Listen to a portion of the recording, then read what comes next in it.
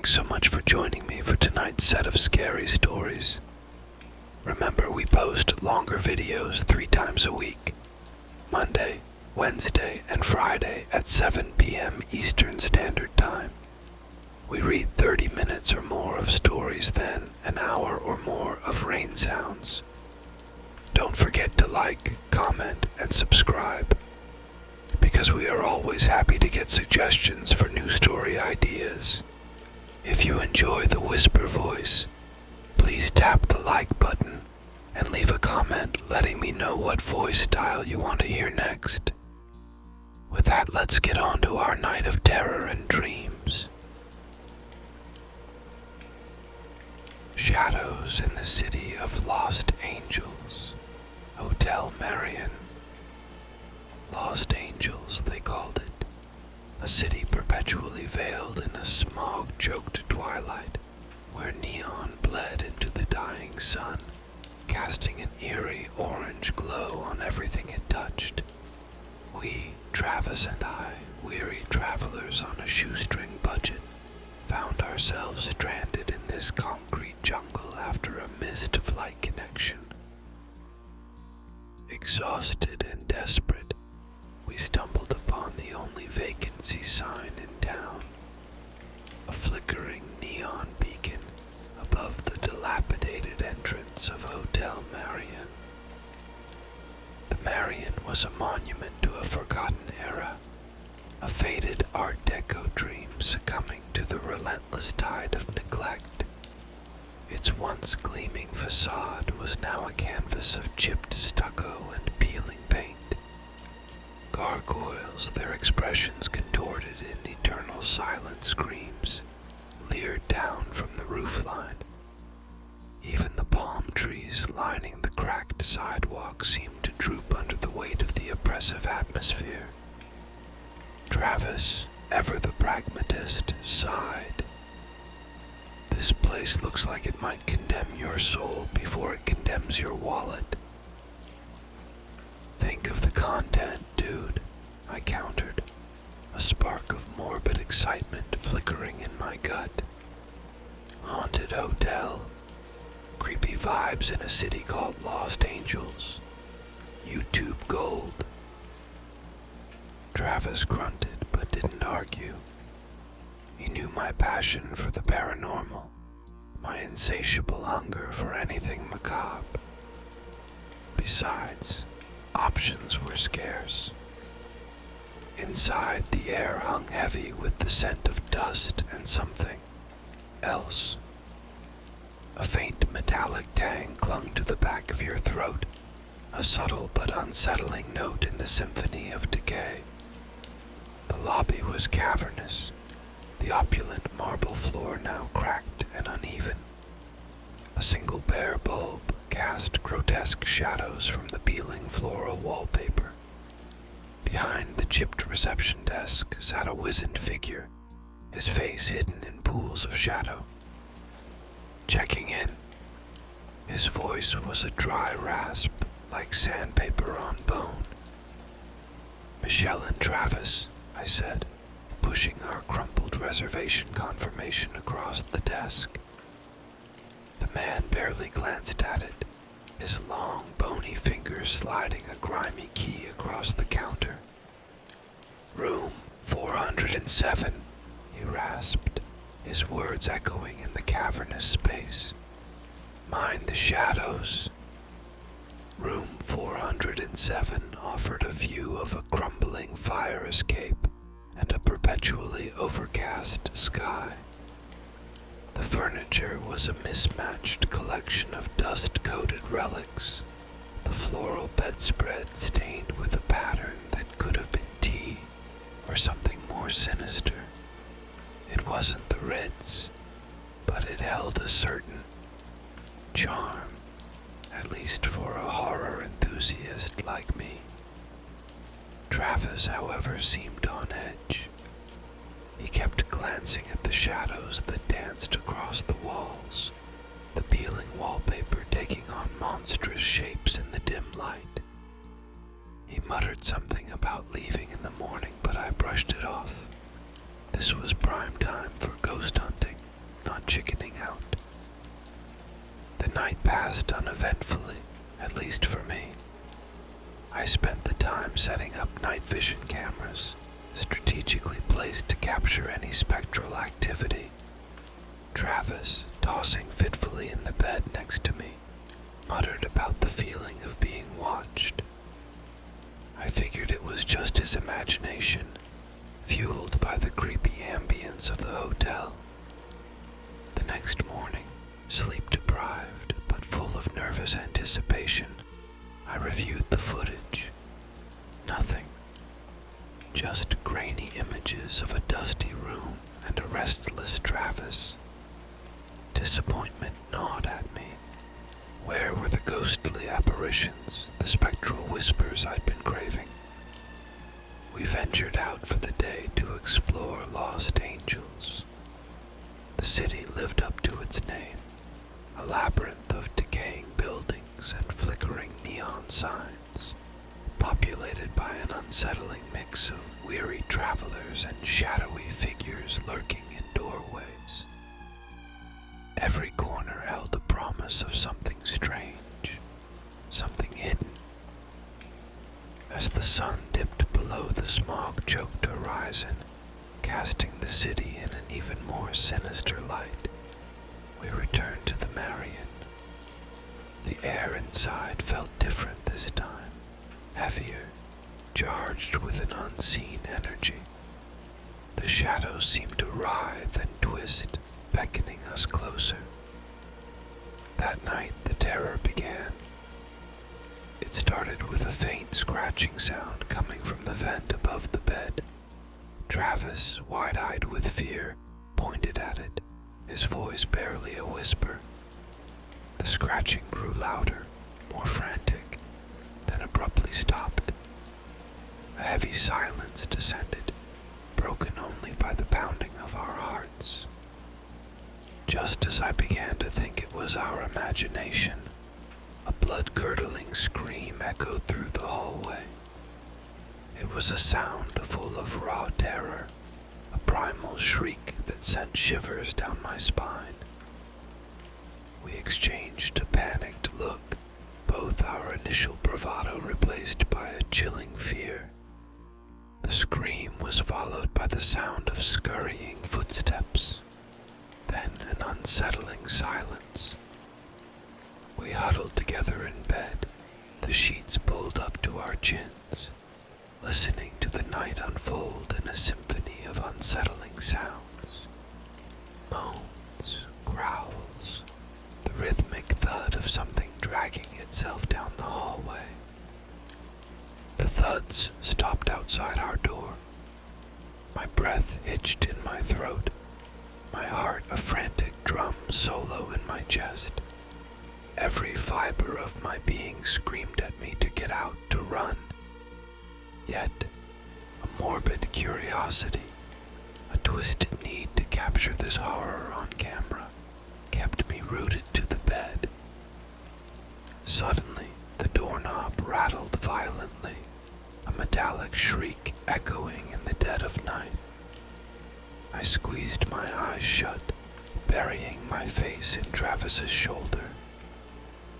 The rattling stopped as abruptly as it began, replaced by a deep, inhuman growl that vibrated through the walls, sending shivers down my spine. Minutes stretched into an eternity. Travis, his voice trembling, whispered, "This isn't a joke anymore.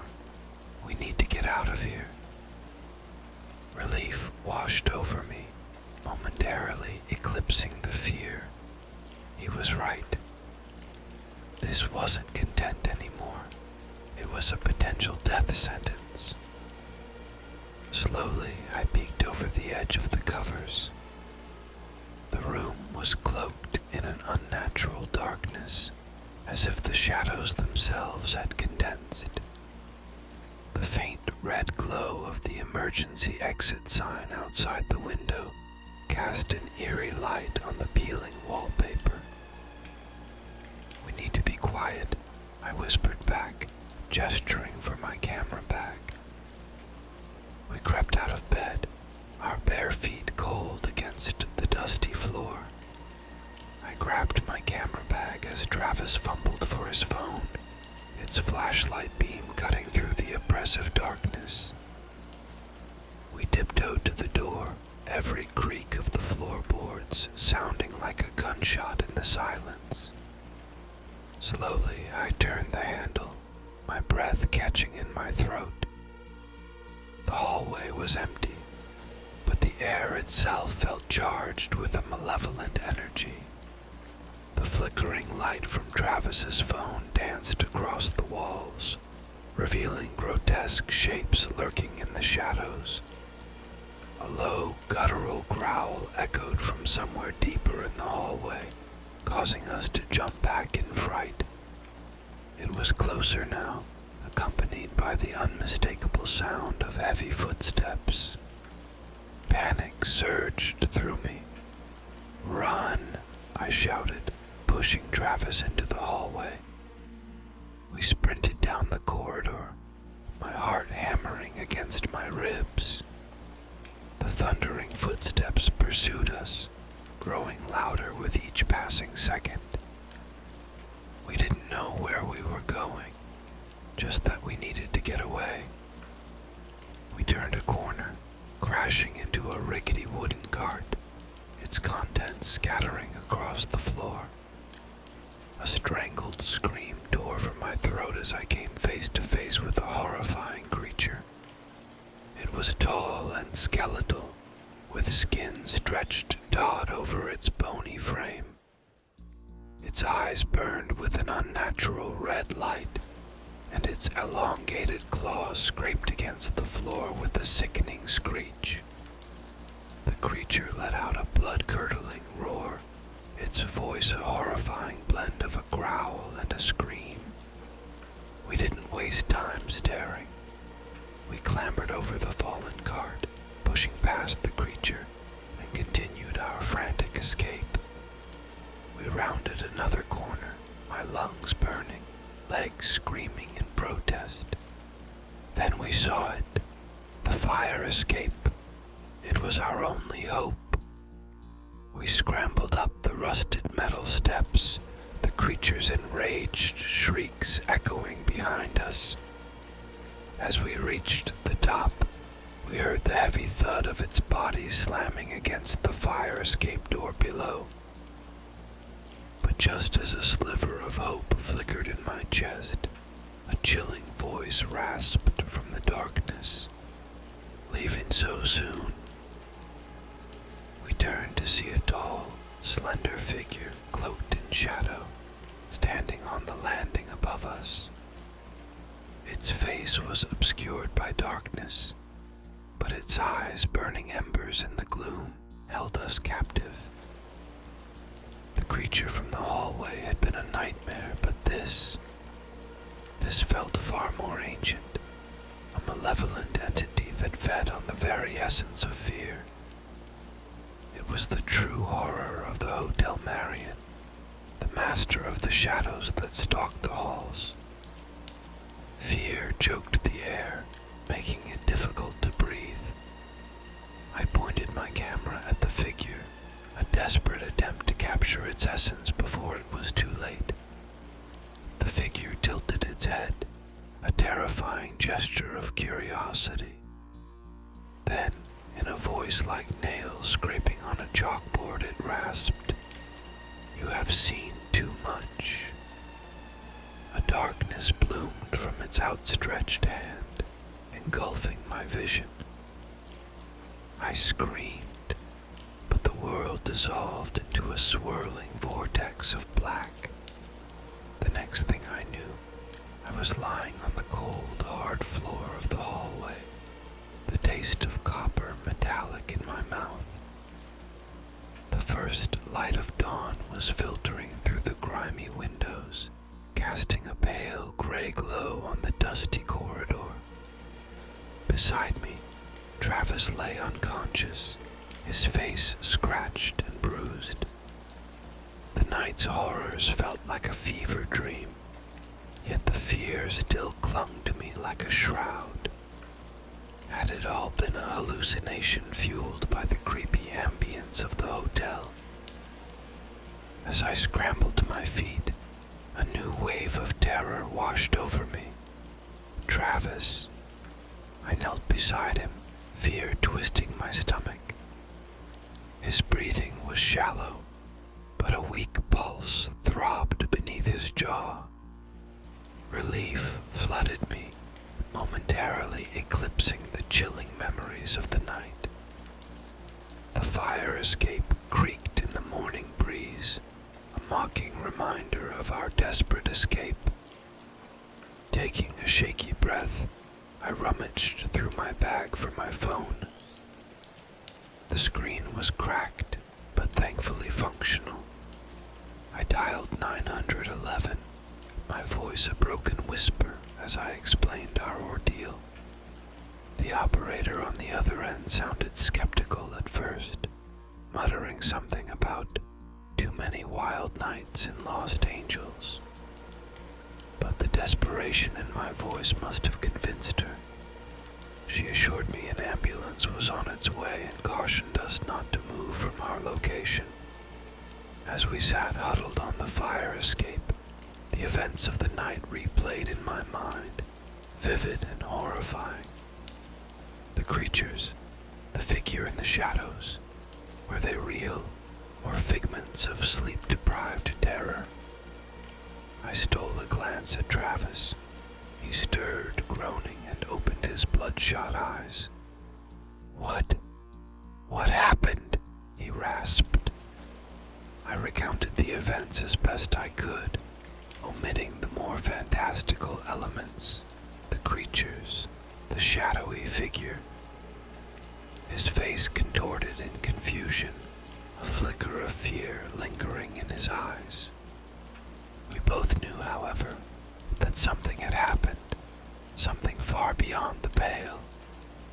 The wail of sirens sliced through the morning air, a welcome sound that brought tears to my eyes. Paramedics rushed us to the hospital, where we were treated for minor injuries and exhaustion. The doctors, too, dismissed our stories as a product of overactive imaginations and too much partying. But we knew the truth. Lost Angels was not just a city, it was a gateway, a place where the veil between worlds was thinner, allowing shadows to creep into the human realm. The Hotel Marion was its heart, a dark beacon that lured the unwary to their potential doom. We left Lost Angels as soon as we were discharged, the city's smog-choked skyline fading into the distance behind us. The footage from the camera remained blank, no evidence of the horrors we experienced. Yet, the memory of that night clung to us like a phantom limb, a chilling reminder of the darkness that lurked in the shadows, unseen but not unfelt. Back in the comfort of our own home, normalcy seemed a distant dream. Sleep was a fragile commodity punctuated by nightmares of skeletal creatures and burning eyes. Travis grew distant, haunted by the same demons. Our YouTube channel, once filled with lighthearted ghost hunting content, remained dormant. One day, while cleaning out my camera bag, I found a small, unlabeled memory card tucked away in a hidden compartment. Curiosity gnawing at me, I popped it into my computer. A single video file stood alone. It was short, grainy, and filled with static. It showed a dark hallway, the fire escape door at the end. Then, a fleeting glimpse of a tall, slender figure stepping into frame, its eyes burning like embers. The blood drained from my face. It was a confirmation, a tangible proof of our horrifying experience. I stared at the screen, a morbid fascination battling with the fear that clawed at my throat. There was no sound, just the distorted image of the entity and the static buzzing in my ears. I turned to Travis, who stood at the doorway, his gaze drawn by the sound of my frantic typing. He saw the video, his face mirroring the same chilling realization. The Hotel Marion still held a piece of us, a reminder of the night we danced with darkness and escaped by the skin of our teeth. We never spoke of the video, the memory too potent, too terrifying. But it served as a silent pact, a promise to stay away from the shadows, from the places where the darkness lurked. The experience had changed us, leaving an invisible scar that forever separated us from the innocent thrill-seekers we once were. Lost Angels became a whispered legend in our lives, a city forever shrouded in a veil of fear and the chilling knowledge that some things are better left unseen, some shadows best left undisturbed. Years passed, our lives settling into a new routine. We married, had kids, built a life far removed from the unsettling world of the paranormal. Yet, the memory of Hotel Marion flickered like a restless flame at the edges of our minds. It was Michelle's birthday, and we were celebrating with a quiet dinner at home. The children were asleep, the house bathed in the warm glow of fairy lights. Just as we were about to cut the cake, a knock shattered the peaceful silence. My heart hammered against my ribs, a familiar dread settling in my stomach. Travis exchanged a worried glance with me, the unspoken question hanging heavy in the air. He cautiously approached the door, peering through the peephole. His face went pale. "Michelle," he whispered, his voice tight. "It's the bellhop from Hotel Marion." Panic surged through me. It couldn't be. We hadn't set foot in Lost Angels since that night. My mind raced, searching for a rational explanation.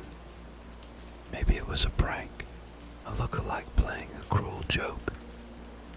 Travis opened the door a crack. The bellhop stood there unchanged by the passage of time. His eyes, still pools of cold obsidian, held a strange intensity. In his bony hand, he clutched a single, dusty room key. "Room 407, he rasped, his voice unchanged. "Your reservation has been outstanding." Before either of us could react, a gust of cold wind swept through the house, extinguishing the fairy lights and plunging us into darkness. When my vision adjusted, the bellhop was gone. The room key lay abandoned on the floor, a chilling reminder that some debts can never be truly settled. Sleep was a stranger that night. We huddled together, a silent pact forming between us. We couldn't ignore this. This wasn't a prank. This was a challenge, a twisted invitation back to the place that nearly consumed us. The next morning, a fierce determination settled in my gut. We wouldn't be victims again. We would confront the darkness in Hotel Marion, not with naive curiosity, but with the fire of experience and the knowledge gleaned from our terrifying encounter. We researched, delving into obscure texts and folklore, searching for a way to sever our connection to the Hotel Marion, to silence the entity that lingered in the shadows. It wouldn't be easy, but we wouldn't back down. Lost Angels awaited, This time, we were going in prepared, not as thrill seekers, but as warriors armed with knowledge and a desperate hope of finally closing the door on the shadows. We returned to Lost Angels, a city that seemed to hold its breath upon our arrival. The smog hung heavier, the neon signs flickering with an eerie malevolence. Stepping back into Hotel Marion felt like descending into a tomb. Dust motes danced in the sickly yellow light, and the air hung thick with a metallic tang that caused my throat to constrict. The bellhop, unchanged by time, stood behind the dusty reception desk. His cold eyes locked onto mine, a flicker of amusement playing in their depths. "You've returned," he rasped, his voice like sandpaper on bone. "Room 407 is still waiting." We ignored him, heading straight for the dusty staircase. This time, we weren't victims. We had a plan, a ritual gleaned from forgotten grimoires, a whispered incantation that we hoped would sever our connection to the Hotel Marion and banish the entity that clung to its shadows. The room itself hadn't changed. The peeling wallpaper, the stained bedspread, everything remained a chilling replica of our first encounter. But this time, we weren't alone. Faint whispers echoed in the air, disembodied moans that sent shivers down my spine. We traced a circle of salt on the dusty floor, the grains shimmering faintly under the dim light. In the center, we placed an ornately carved wooden box, obtained from a shadowy figure in a cluttered occult bookstore. It pulsed with a faint, arcane energy, a beacon in the darkness. Travis, his voice firm despite the tremor in his hands, started chanting the incantation. It was a guttural language, filled with power and an unsettling beauty. As the words filled the room, the temperature dropped, the shadows writhing and twisting like tormented souls. A low growl echoed from the hallway, growing louder with each passing second. The creature from the night we escaped lurched into the room, its skeletal frame bathed in an unnatural red light. Its eyes, burning embers, locked onto us with predatory hunger. But this time, we were ready. With a final resounding word from Travis, the room pulsed with blinding light. The box erupted in a shower of sparks, wrapping the creature in an ethereal cage of golden light. Its enraged shrieks echoed as it writhed against its confines. Then the cage began to shrink, compressing the creature into a ball of writhing darkness. The creature's screams turned into blood-curdling wails, filling the room with an unbearable noise. Finally, with a deafening pop, the cage vanished, taking the entity with it. A heavy silence descended, broken only by our ragged breaths. We had done it. We had severed our connection to Hotel Marion and banished the entity that had tormented us for years. Exhausted but exhilarated, we stumbled out of the hotel and into the smog-choked dawn of Lost Angels. The city seemed different now, the neon lights no longer menacing but almost welcoming. We had faced the darkness and emerged victorious, forever changed by the experience. We never returned to Lost Angels. Neither of us needed to, but on rare occasions, on nights when the wind howled outside,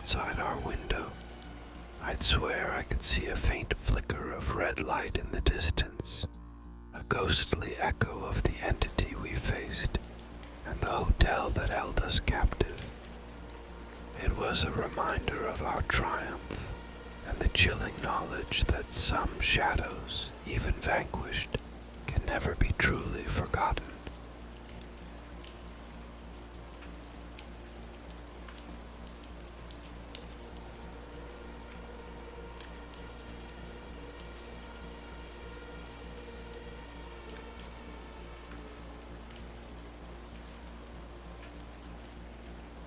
The everlasting night, the Grimstone Hotel. The Grimstone Hotel loomed over the desolate highway like a decrepit mausoleum. Its once grand facade was now a tapestry of peeling paint and cracked windows, its vacant gaze seeming to follow us as we pulled into the gravel parking lot. Ashley, ever the optimist, hummed along to some pop song on the radio, but I couldn't shake the feeling of dread that had settled in my gut since we spotted the flickering neon sign.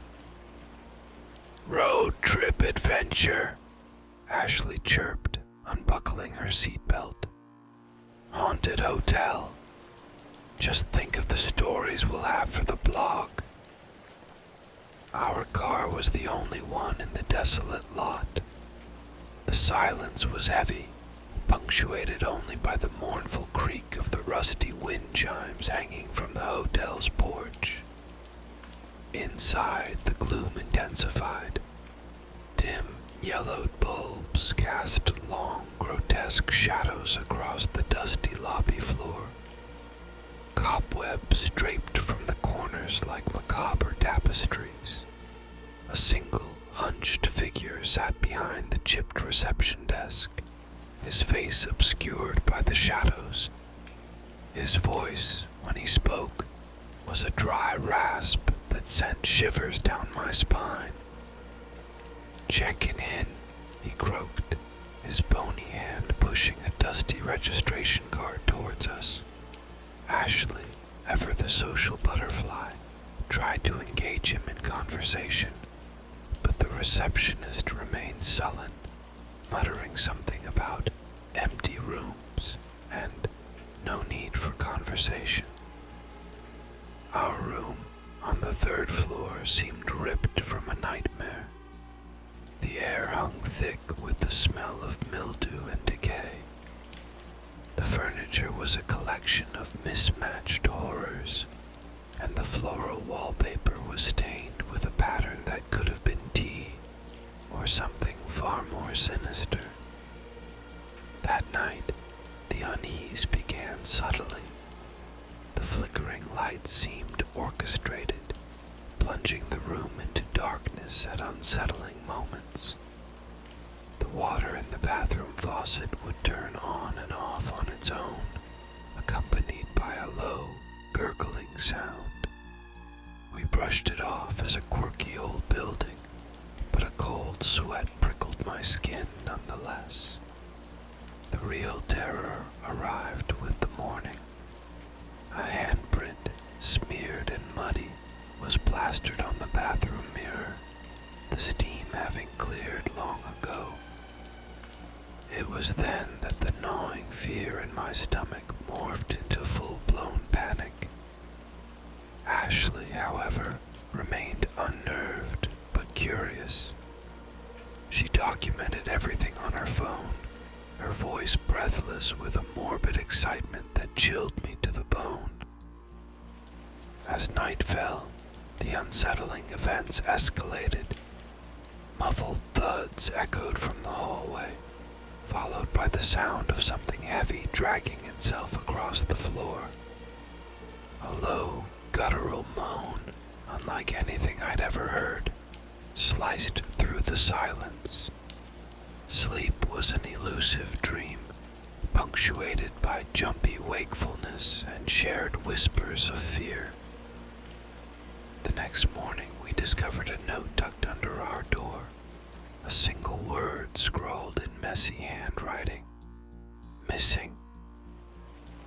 receptionist, his eyes flickering with morbid amusement, explained that a guest had gone out for a midnight walk and hadn't returned. Our questions were met with a chilling silence. Panic started to curdle in the pit of my stomach. We were trapped. The only road leading out of town was blocked by a fallen tree, courtesy of a sudden and unnatural storm that seemed to have materialized out of nowhere. No cell service, no way out. Ashley, even she, paled beneath the grime of fear. The night brought a new horror. A faint, rhythmic tapping sound started at our door, escalating into a desperate pounding. Peeking through the peephole, I saw nothing but an unsettling darkness. The tapping spread, a cacophony of frantic begging that echoed through the corridors. Then I saw it. A sliver of light under the door revealed a single, glowing eye, an ember burning in the abyss. It pulsed with an unnatural energy, sending a wave of nausea crashing over me. The creature, whatever it was, moved on to another room, the tapping replaced by a blood-curdling scream that tore through the night like a banshee's wail. The next morning, another note lay under our door. Another missing. We huddled together in the room, fear a tangible entity in the stale air. We knew then, with a chilling certainty, that we weren't leaving the Grimstone Hotel. Daylight became a memory, replaced by a perpetual twilight that cast long, grotesque shadows on the peeling walls. The air grew colder, heavier, and the silence between screams was filled with an unsettling anticipation. Days blurred into a nightmarish eternity. The Grimstone Hotel seemed to exist outside the realm of time, the oppressive twilight a constant shroud. We rationed the meager food and water we'd brought, Ashley's initial bravado dwindling with each passing hour. Sleep became a desperate attempt to escape the waking horror, a gamble that often ended with us jolting awake to the sound of scratching on the walls, or whispers in a language that seemed to twist and contort my thoughts. One evening, as the oppressive gloom deepened further, a blood-curdling shriek echoed through the halls. It was different from the previous ones, sharper, laced with a desperate defiance. I grabbed Ashley's hand, our hearts pounding in unison. The sound came again, closer this time, followed by a flurry of movement. We pressed ourselves close to the wall, fear a metallic tang in our mouths. Then a thump against our door. We watched, frozen in terror, as the doorknob rattled violently. Through the peephole I saw a sliver of movement, a flash of dark fur, a clawed hand reaching for the handle. A guttural growl, unlike anything I'd ever heard, vibrated against the thin barrier. Suddenly, the sound stopped. The silence that followed was more terrifying than the noise itself. Then, a voice, distorted and raspy, rasped from outside the door. "They're coming for you next." Ashley whimpered behind me. I held her tight, trying to project a strength I didn't feel. We knew there was only one way out, the fire escape. A desperate plan formed in my mind. We had to reach the roof and try to signal for help. As quietly as possible, we gathered our belongings. Every creak of the floorboard sounded like a death knell. Reaching the hallway, we were met with an unsettling sight. The faint light filtering from under the doors was gone. The entire floor was plunged into a suffocating darkness. We crept forward, each step a test of nerve. The air hung heavy with the smell of decay and something far more foul. Then a shape materialized in the gloom, a skeletal figure with glowing red eyes that seemed to burn through the darkness. It moved with unnatural grace, its long, clawed fingers scraping against the floor. Terror propelled us forward. We ran blindly down the hallway, the creature's rasping breaths echoing behind us. We stumbled, fell, but scrambled back to our feet, fueled by a primal urge to survive. Finally, we reached the fire escape door, its rusty handle cold against my skin. With a sickening groan, the door yielded. We scrambled out onto the fire escape, the cold night air a welcome shock to our lungs. Below, the creature loomed, silhouetted against the faint glow of the ever-present twilight. Its eyes burned with an unholy hunger, and it let out a chilling screech that echoed across the deserted town. We clambered up the rusted fire escape, the metal groaning under our weight. The creature followed, its claws scraping against the metal steps. Reaching the top, we found ourselves on the flat roof, the wind whipping at our faces. The town stretched out before us, a desolate landscape swallowed by the perpetual twilight. But in the distance, a faint glow flickered on the horizon. It was a weak light, barely visible, but to us, it was a beacon of hope. Ashley pointed, a flicker of life returning to her eyes. There, maybe a gas station. Help! Scrambling to our feet, we spotted a rickety wooden ladder leading down to a lower rooftop. It was our only chance. The creature reached the top of the fire escape, its guttural growl sending shivers down my spine. We had no time for fear. We clambered down the ladder, the creature's enraged shrieks echoing after us. Reaching the lower roof, we sprinted towards a hatch leading into the building. With a final burst of strength, I slammed it shut, throwing my weight against the metal door.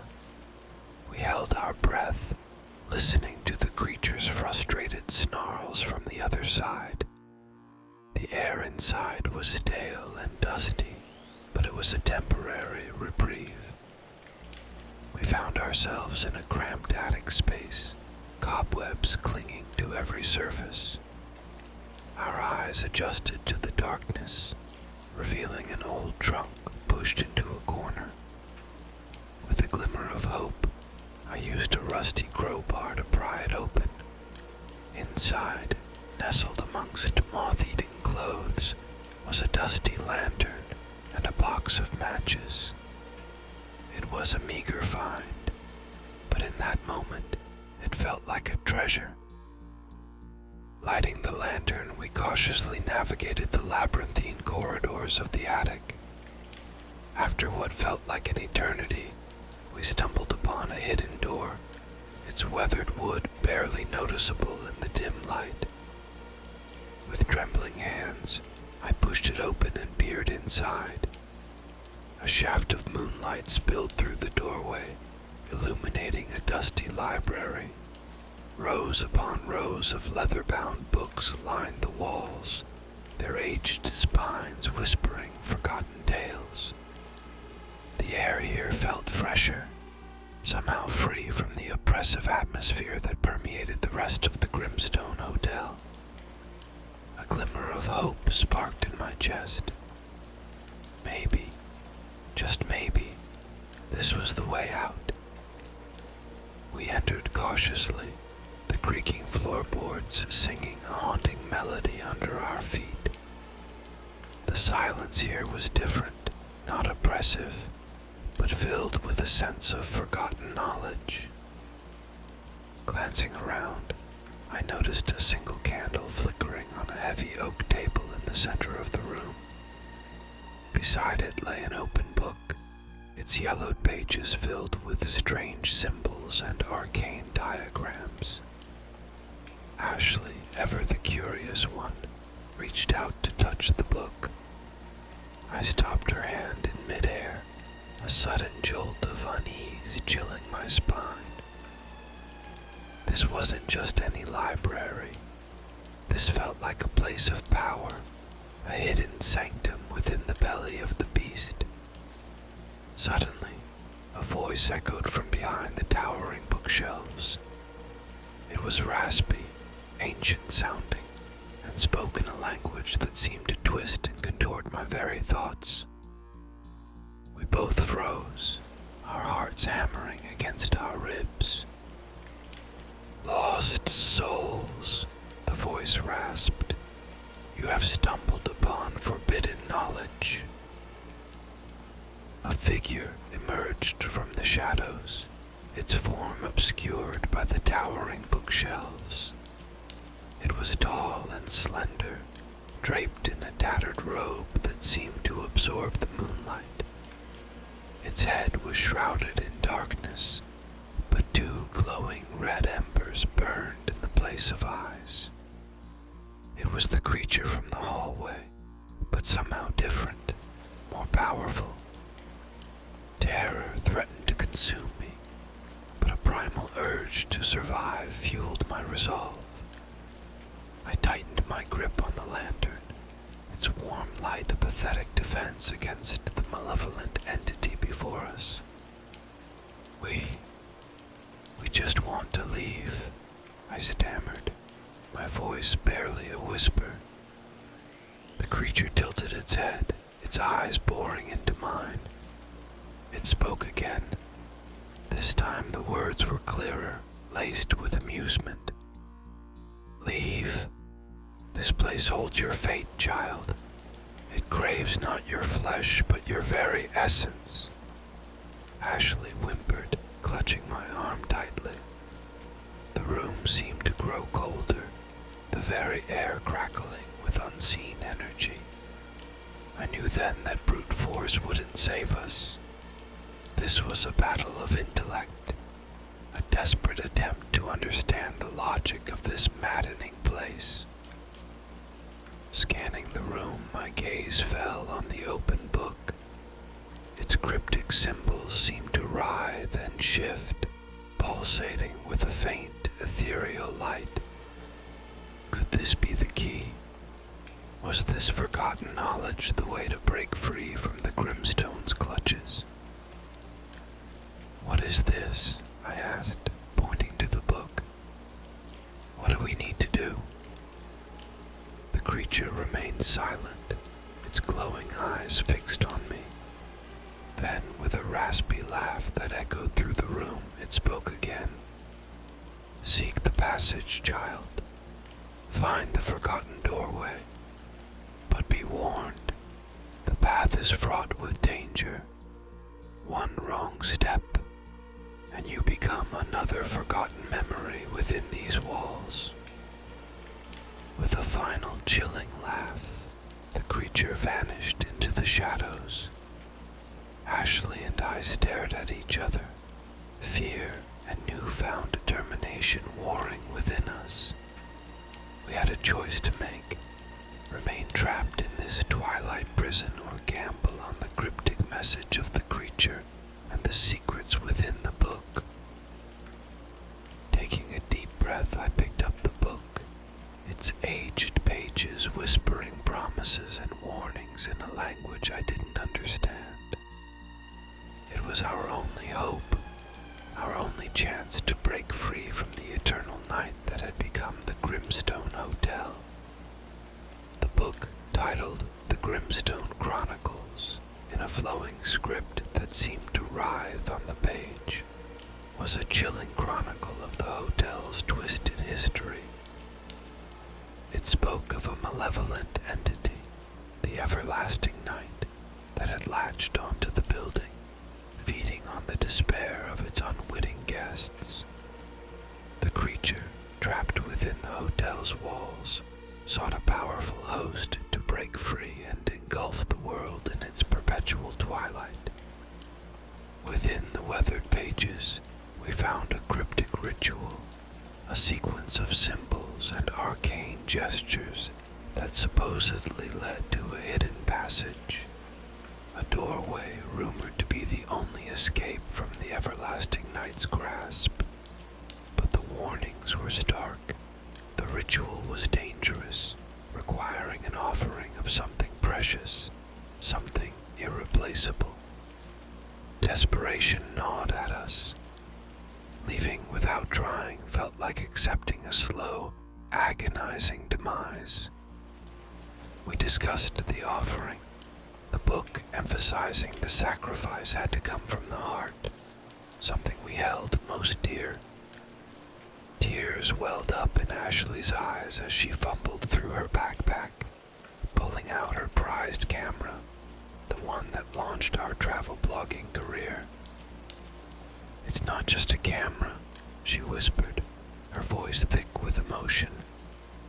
"It represents our dreams, our journey together." The image of a life outside the Grimstone, filled with sunlight and laughter, fueled a spark of defiance within me. With trembling hands, I helped Ashley place the camera on the intricate symbol etched onto the library floor. We recited the ritual in unison, the words feeling foreign yet strangely powerful on our tongues. The room pulsed with an eerie light. The air crackled with raw energy as the symbol on the floor glowed an intense white. A low groan echoed through the library, followed by a chilling shriek that seemed to shake the very foundation of the Grimstone. The camera on the floor dissolved into wisps of smoke that were sucked into the glowing symbol. Then, with a deafening crack, a section of the bookshelf opposite us swung open, revealing a narrow passage shrouded in an unnatural darkness. The air emanating from it felt strangely cool, a stark contrast to the oppressive warmth of the library.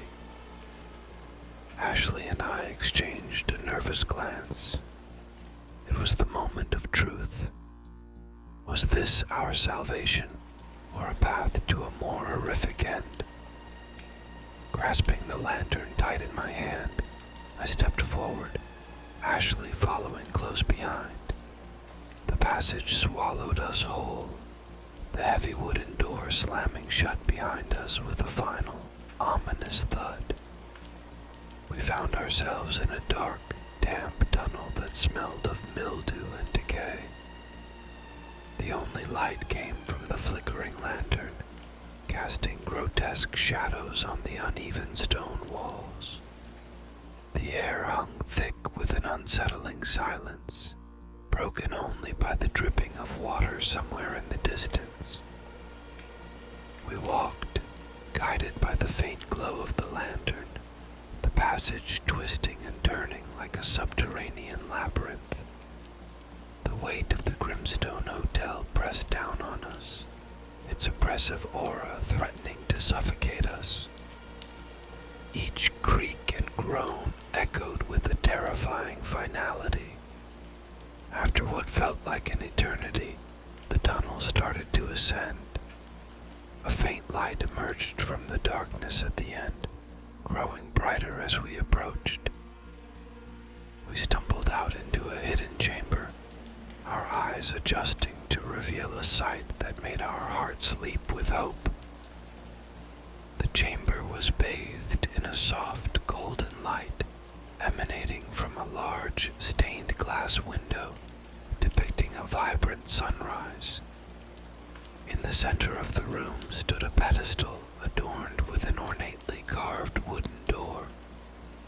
was ajar, revealing a glimpse of a verdant forest bathed in sunlight. Relief washed over me, so intense it almost brought me to my knees. We had made it. We had found the escape.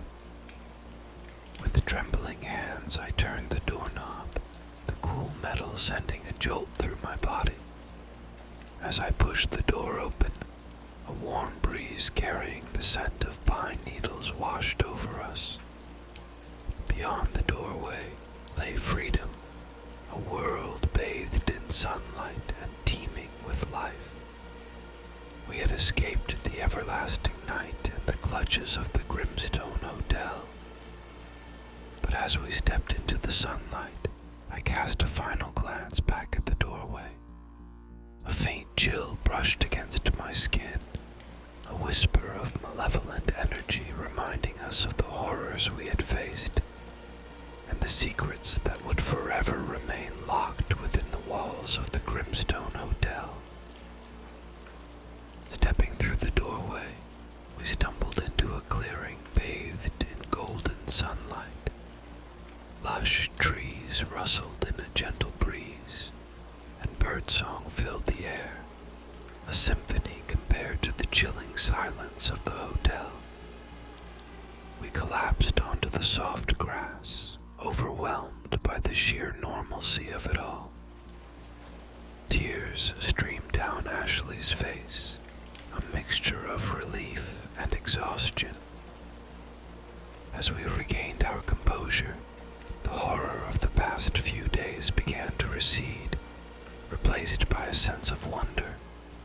We were free, but the question remained, where were we? The lush forest stretched out before us, seemingly endless. There were no signs of civilization, no roads or landmarks. Suddenly, a voice echoed through the clearing, startling us both. It was an old woman, her face etched with wrinkles like a road map, her eyes filled with a wisdom born from time. "Welcome, children," she rasped, her voice surprisingly strong. "You have come a long way." We explained our ordeal at the Grimstone, the fear, the despair, and the desperate escape. The woman listened patiently, her expression unreadable. "The doorway you passed through," she explained, "is no ordinary portal. It leads to a hidden realm, a sanctuary for those who have been touched by darkness." The revelation sent a shiver down my spine. This wasn't just some random escape route. It was a deliberate haven. But for what purpose? "Why are we here?" Ashley asked, voicing the question burning in both our minds. The woman smiled enigmatically. "You are here because you possess the strength to fight the darkness. The Grimstone may be contained, but the everlasting night is a persistent force. It will seek new hosts, new ways to spread its darkness. You have witnessed its power firsthand. You are the ones who can warn others." Our escape, we realized, wasn't an ending, but a beginning. We were no longer just travel bloggers. We were something more reluctant guardians against a creeping darkness. We shared a look, a newfound purpose hardening our gaze. The woman gestured towards a path winding through the trees. "There is a village beyond this forest," she said. "They will take care of you. But remember, the fight is just beginning." With a final nod, the woman turned and faded into the trees, leaving us alone with the weight of our newfound responsibility. We didn't know what the future held, but we knew one thing. We would not be consumed by the darkness. We would carry the memories of the Grimstone with us, a constant reminder of the horrors that lurked in the shadows. The everlasting night might slumber for now, but we would be ready when it awoke. As we stepped onto the path, the sun casting long shadows through the trees, we knew our journey had just taken a terrifying turn. But for the first time since we entered the Grimstone Hotel, we felt a spark of hope. We were survivors, and within us burned the will to fight. Stepping through the doorway, we stumbled into a clearing bathed in golden sunlight. Lush trees rustled in a gentle breeze, and birdsong filled the air, a symphony compared to the chilling silence of the hotel. We collapsed onto the soft grass, overwhelmed by the sheer normalcy of it all. Tears streamed down Ashley's face, a mixture of relief and exhaustion. As we regained our composure, the horror of the past few days began to recede, replaced by a sense of wonder. We were free, but the question remained: where were we? The lush forest stretched out before us, seemingly endless. There were no signs of civilization, no roads or landmarks. Suddenly, a voice echoed through the clearing, startling us both. It was an old woman, her face etched with wrinkles like a road map, her eyes filled with a wisdom born from time. "Welcome, children," she rasped, her voice surprisingly strong. "You have come a long way." We explained our ordeal at the Grimstone, the fear, the despair, and the desperate escape. The woman listened patiently, her expression unreadable. "The doorway you passed through," she explained, "is no ordinary portal. It leads to a hidden realm, a sanctuary for those who have been touched by darkness." The revelation sent a shiver down my spine. This wasn't just some random escape route.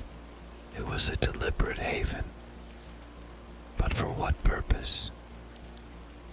"Why are we here?" Ashley asked, voicing the question burning in both our minds. The woman smiled enigmatically. "You are here because you possess the strength to fight the darkness. The Grimstone may be contained, but the everlasting night is a persistent force. It will seek new hosts, new ways to spread its darkness. You have witnessed its power firsthand. You are the ones who can warn others. Our escape, we realized, wasn't an ending, but a beginning. We were no longer just travel bloggers. We were something more, reluctant guardians against a creeping darkness. We shared a look, a newfound purpose hardening our gaze." The woman gestured towards a path winding through the trees. "There is a village beyond this forest," she said. "They will take care of you. But remember, the fight is just beginning." With a final nod, the woman turned and faded into the trees, leaving us alone with the weight of our newfound responsibility. We didn't know what the future held, but we knew one thing: we would not be consumed by the darkness. We would carry the memories of the Grimstone with us, a constant reminder of the horrors that lurked in the shadows. The everlasting night might slumber for now, but we would be ready when it awoke. As we stepped onto the path, the sun casting long shadows through the trees, we knew our journey had just taken a terrifying turn. But for the first time since we entered the Grimstone Hotel, we felt a spark of hope. We were survivors, and within us burned the will to fight. Years blurred into decades. We trained with the other refugees in the sanctuary, learning to harness the residual energy of the portals, a pale but potent force against the everlasting night. Sarah, once a skeptic, became our fiercest fighter, her eyes burning with an inextinguishable resolve. News trickled in from the world beyond, brought by weary travelers who stumbled through the portals. The Grimstone Hotel became a legend, a whispered nightmare that haunted the fringes of civilization. The twilight crept further, consuming towns and villages whole. We knew it was only a matter of time before it breached the sanctuary's defenses. One day, a scout returned, his face etched with dread. "It's breached the final barrier," he rasped. "The everlasting night. It's coming for the sanctuary." Panic threatened to consume us, but the old woman, ever stoic, silenced the room with a single look. "We knew this day would come," she said, her voice unwavering. "We have prepared." Our training culminated in this moment. We channeled the energy from the portals, weaving it into a shimmering net of light that encircled the sanctuary, pushing back the oppressive darkness. The battle raged for days, a war of light and shadow. The sanctuary lights flickered precariously, the everlasting night a monstrous entity clawing at the edges of our reality. Just when it seemed our defenses would crumble, a new light appeared on the horizon, a blinding brilliance, different from our pale energy. As it neared, it took form, a majestic griffin, its feathers ablaze with a celestial fire. It circled the sanctuary, its piercing cry echoing through the wasteland. The everlasting night recoiled, its dark tendrils shriveling under the griffin's radiant gaze. With a final earth-shaking roar, the creature retreated, vanishing into the abyss it came from. The sanctuary light stabilized, a fragile victory achieved. The griffin landed before us, a creature of legend made real. Its eyes, pools of molten gold, seemed to pierce our souls. The old woman stepped forward, a knowing smile playing on her lips. "Welcome, guardians," the griffin boomed, its voice a celestial echo. "You have held back the darkness, but it is far from over. The everlasting night is a wound on the world, a tear in the fabric of reality. To truly end it, you must find the source, the birthplace of the darkness." The revelation stunned us. We had fought a defensive war, but now a new and perilous quest awaited. Exhausted but determined, we shared a look. The battle was far from over, but with a newfound purpose and a celestial guide, we were ready to face the heart of the everlasting night, and perhaps, finally, bring true light back to the world. The journey to the source of the everlasting night was veiled in mystery. The griffin, who introduced himself as Solara, explained that the birthplace of the darkness wasn't a physical location, but a corrupted realm, a twisted echo of our own. "It exists beyond a tear in the fabric of reality," Solara boomed, her voice resonating with power. "A place where nightmares manifest and shadows reign supreme." Our training paled in comparison that awaited us. Yet, the weight of the world bore down on our shoulders. We couldn't simply remain in the sanctuary, content with this fragile peace. We were the guardians, the ones who had tasted the everlasting night's chilling touch and emerged with the will to fight. Solara led us on a perilous journey, navigating forgotten paths and navigating treacherous landscapes. We crossed deserts of shimmering glass, their warped reflections distorting our reality. We traversed forests where the trees were skeletal claws reaching for the dying sun.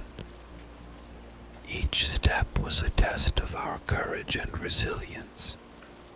Sarah, once a skeptic, proved herself to be a natural leader. Her once sarcastic wit was replaced by a steely determination, her fear channeled into focused action. Ashley, on the other hand, found solace in documenting our journey. Her blog, once a platform for travel memoirs, now became a beacon of hope, a chronicle of our fight against the darkness for those still clinging to survival in the world beyond. Finally, after weeks of arduous travel, we reached a desolate plain. The air crackled with a malevolent energy, and a swirling vortex of obsidian darkness pulsed in the distance. It was the Tier, the gateway to the heart of the everlasting night. Solara landed a short distance away, her celestial aura struggling to pierce the encroaching darkness. "This is where we part ways," she declared. "I cannot enter the abyss. But remember, Guardians, the darkness feeds on fear. Face it head on, and it will crumble." With a final majestic cry, Solara vanished into the sky, leaving us alone before the pulsating Tier. We exchanged nervous glances, fear a tangible entity in the oppressive air. Stepping back, Sarah thrust a worn, leather-bound book into my hand. "The Grimstone Chronicles," she stated, her voice firm. "It might hold the key. Good luck, Gemma." A lump formed in my throat. We had come so far, lost so much. But the weight of the world's future rested on our shoulders. With a deep breath, I gripped the book tighter, the worn leather offering a sense of comfort. Taking Ashley's hand, I stepped forward. Together, we marched towards the swirling vortex, ready to face the heart of the everlasting night. As we crossed the threshold, the world dissolved into a swirling cacophony of nightmares. Monstrous creatures, birthed from shadow and fear, materialized around us. The air screamed with a chilling symphony of despair. Yet, we pressed on, wielding the pale light of the sanctuary and the knowledge gleaned from the Grimstone Chronicles. The book, it turned out, was more than just a chilling history. It contained fragments of lore, cryptic rituals, and forgotten spells. We fought our way through the nightmare landscape, using the stolen knowledge to banish the creatures back into the darkness from which they came. Each battle made us stronger, our bonds forged in the fires of shared experience. Finally, after what felt like an eternity, we reached the heart of the darkness. It was a monstrous entity, a grotesque being of swirling shadows and inky tendrils. It pulsed with a malevolent energy, its form shifting and morphing, reflecting our deepest fears. Terror threatened to consume us, but we knew the key was voices rising in unison as we recited the forgotten spells.